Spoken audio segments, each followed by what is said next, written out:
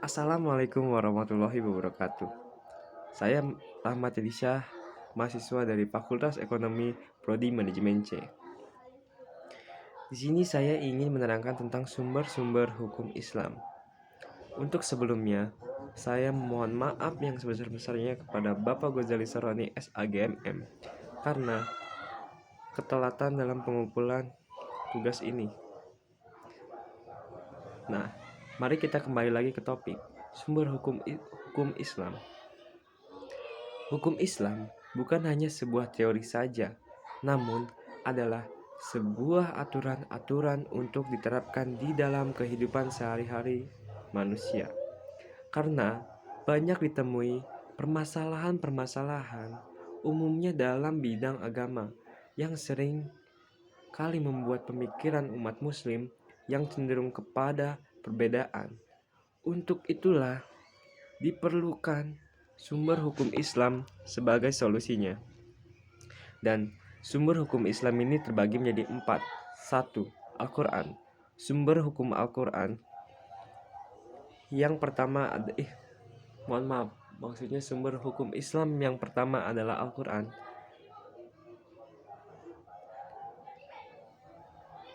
Sebuah kitab suci umat muslim yang diturunkan kepada nabi terakhir, yaitu Nabi Bana wa Nabiyana Muhammad SAW melalui malaikat Jibril.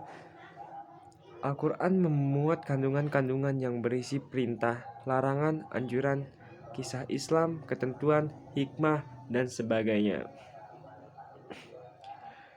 Al-Quran menjelaskan secara rinci bagaimana seharusnya manusia menjalani kehidupannya agar tercipta masyarakat yang berakhlak mulia.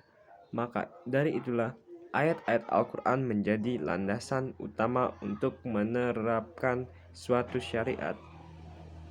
Yang kedua, sumber hukum yang kedua ini yaitu Al-Hadis.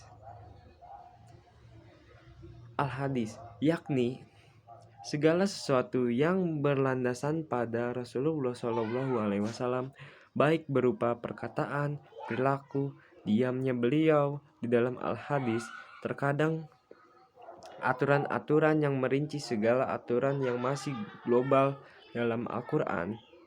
Kata hadis yang mengalami perluasan makna sehingga disinonimkan dengan sunnah, maka dapat berarti segala perkataan atau sabda, perbuatan, ketetapan maupun persetujuan dari Rasulullah SAW yang dijadikan ketetapan ataupun hukum Islam. Yang ketiga, kesepakatan seluruh ulama mujtahid pada satu masa setelah zaman Rasulullah atas sebuah perkara dalam agama dan ijma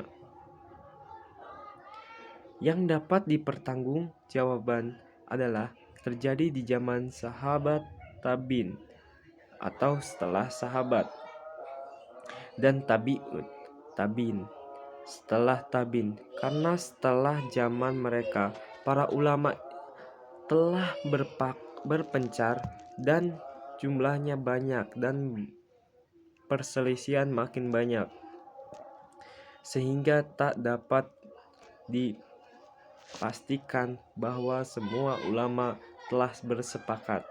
Dan yang keempat adalah qiyas.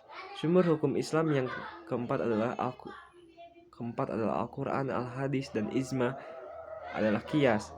Qiyas berarti menjelaskan sesuatu yang tidak ada dalil nasnya dalam Al-Quran ataupun hadis dengan cara membandingkan suatu yang serupa dengan sesuatu yang hendak diketahui hukumnya tersebut. Artinya, jika suatu nas telah menunjukkan hukum mengenai suatu kasus dalam agama Islam dan telah diketahui melalui salah satu metode untuk mengetahui permasalahan hukum tersebut, kemudian ada kasus lainnya yang sama dengan kasus yang ada nasnya itu dalam suatu hal itu juga, maka hukum kasus tersebut disamakan dengan hukum kasus yang ada nasnya. Nah, mungkin itu saja yang bisa saya sampaikan. Bila ada salah kata, mohon maaf. Wabillahi taufiq wal salah. Wabillahi taufiq wal hidayah. Wassalamualaikum warahmatullahi wabarakatuh.